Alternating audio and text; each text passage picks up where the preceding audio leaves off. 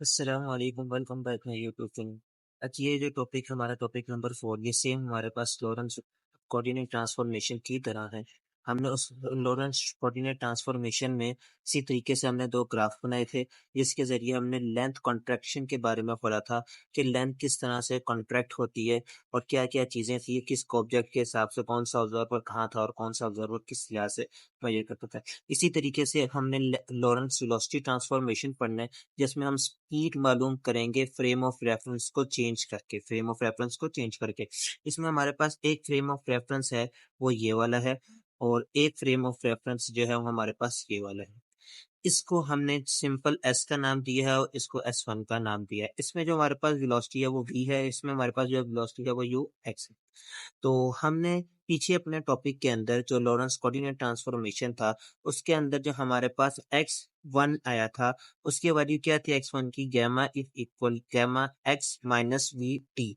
और जो हमारे पास टाइम था वो किसके इक्वल था? Gamma T minus V divided by C square over X. ये जो गामा है ये हमारे पास लॉरेंस फैक्टर होता है, ठीक है। और इस वजह से अब ये हमने इसको प्रूव करना है कि स्पीड ऑफ लाइट हमारे पास जो इसकी स्पीड है, वेलोसिटी है, इस फैक्टर के हिसाब से ये वाला फैक्टर मूव कर रहा है और ये रेस्ट में है, तो हमने इस फैक्टर के हिसाब से इस वाले की स्पीड मालूम करनी है।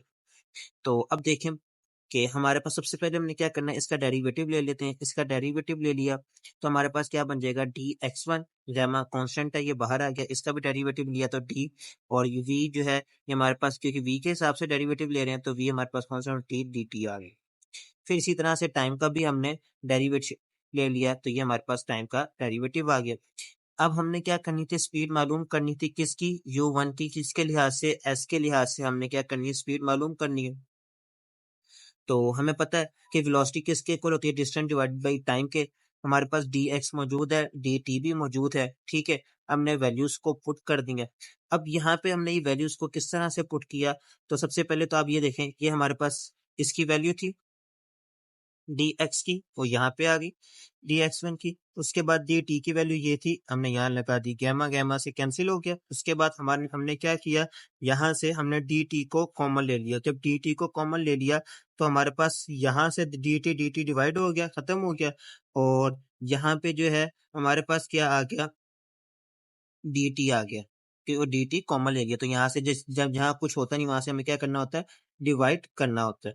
तो ये dt उधर से आ गया, ये dt इसी तरीके से हमने नीचे से भी लिया, तो ये dt जब कॉमन आ गया तो यहाँ 1 बच गया, और यहाँ पे नहीं था तो यहाँ पे डिवाइड करवा दिया गया, dt dt से कैंसिल हो गया।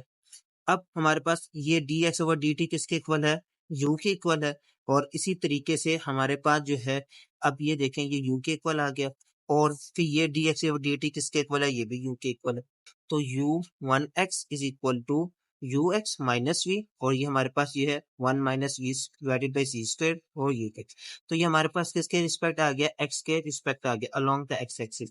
अब हमने जो है y के रिस्पेक्ट से चेक करना है। लॉरेंस कोऑर्डिनेट ट्रांसफॉर्मेशन में हमने देखा था कि y1 जो है वो हमारे पास y के इक्वल था, क्योंकि उसके अंदर जो हमारे पास ऑब्जेक्ट था वो सिर्फ x डायरेक्शन में मूव कर रहा था और y और z डायरेक्शन में मूव नहीं कर रहा था। तो इसी तरीके से हमने यहाँ पे अब क्या करना है कि देखना है कि स्पीड पे क्या फर्क पड़ता है इसमें।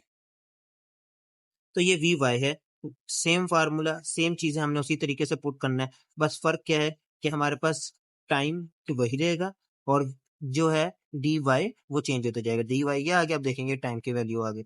इसमें से फिर हमने क्या करना है? ऊपर डी वाई किसके इक्वल है?